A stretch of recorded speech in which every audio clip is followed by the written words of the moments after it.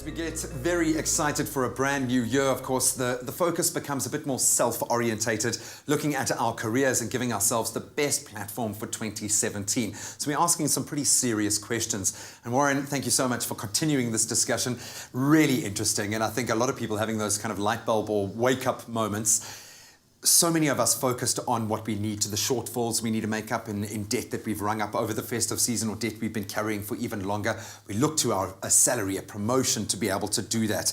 If we're not happy with our current salary, how do we plan what it is that we actually need to extract from it? I think we kind of have this cap in hand rather mentality of a salary is just something that you get, but we need to be proactive in that sense. How do we approach budgeting from the other end? I think that's the point, is being proactive is very important. And I think doing your homework first before you have that conversation with your boss. So for me, what I would be doing is finding out what is the role that I play. What does the market pay for that? Finding out from you can do a lot of employment agencies and employment websites will give you a really good idea of what it is that you're worth. Yeah. So if you find that you are being paid well for your experience and the role that you play now, then you need to understand you need to change something, and the only thing you can change then is you need to do something more. You need to be more valuable to the employer so that they will pay you more.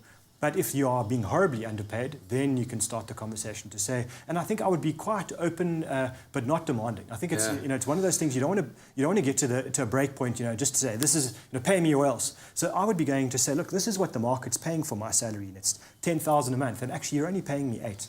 How do we close that gap? I need to get that gap closed. I need this money, and I think I'm worth it. This is what I've done.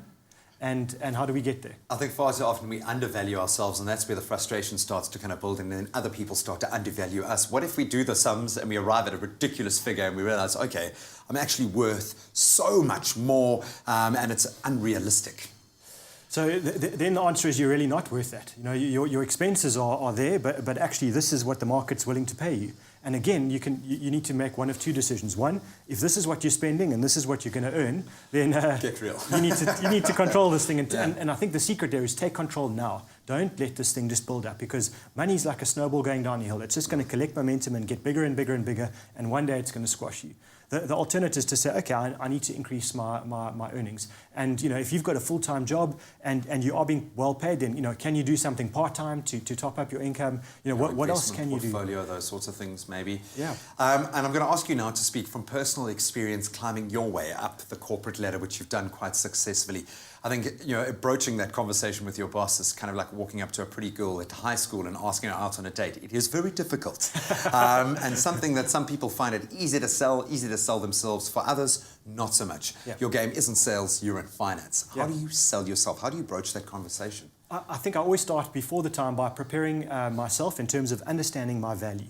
If I know that my value is, let's just stay with that 10,000, 8,000 example. If I know I'm earning 8, but my value really is 10 in terms of the work that I'm delivering and what the market is willing to pay, then it becomes a much easier conversation, because I don't feel ashamed to say, hang on, this is not right. This is a real deal, and I'll approach it openly. If I'm not sure and I haven't done my homework, I find it very hard to be confident. So I've never got it right to go to the pretty girl at high school, but the raise is not such a difficult thing if you're prepared. If you just go in and say, I'm spending 12 a month and I'm only earning 8, you got to give me a raise. There's no boss in their right mind just going to do it because you're not controlling your expenses. So it's understanding your real value and then selling that value. So you don't have to sell yourself. It's just selling the value that you add. And I would suggest check your baggage at the door. Don't go in there making it about other things, about work environment, those sorts of things. That's a different discussion. Keep the emotion out of this discussion, and it'll help you to be more factual, to be more realistic about what your value is.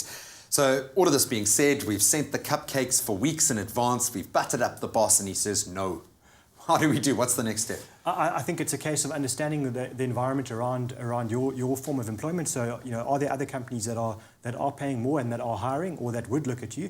And I wouldn't be afraid, every 3 years, for example, if you're not happy in the environment or you're not being well paid, every 3 years to look around, make sure that potentially there are other people that will offer you a job. And I think it's another market. I mean, we live in an economy of supply and demand. So if there is demand for your services and your current employer is not willing to pay the appropriate price, look around. Don't be afraid to put your CV out there. And I think, put out those feelers, as we say. And I think a lot of people kind of mistake this changing or developing world that they think some of the vital skills that they might have studied at varsity or the things that they've relied on throughout their career are no longer relevant.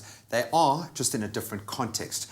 find a way to reinvent yourself for a job market that's reinventing itself. And I think that's critical. Is, you know, if you are paid okay this year, but you want to get paid more, then add that layer of skills to what you do that might be slightly different from what you currently do, but makes you more valuable. You know, I think, you know, so many businesses, for example, don't understand social media. Yeah. And if you've got the ability to actually learn a bit more and go and add value to the business that you're in, that might make you more valuable. So it's about making yourself indispensable to your employer, and that's how you get paid more. Yeah, go become a vlogger. A vlogger, whatever you choose. Now, awesome stuff. We're going to continue this discussion. Really is interesting stuff, and hopefully you are being inspired to approach your own life slightly differently, but we'll continue our financial discussion in a moment.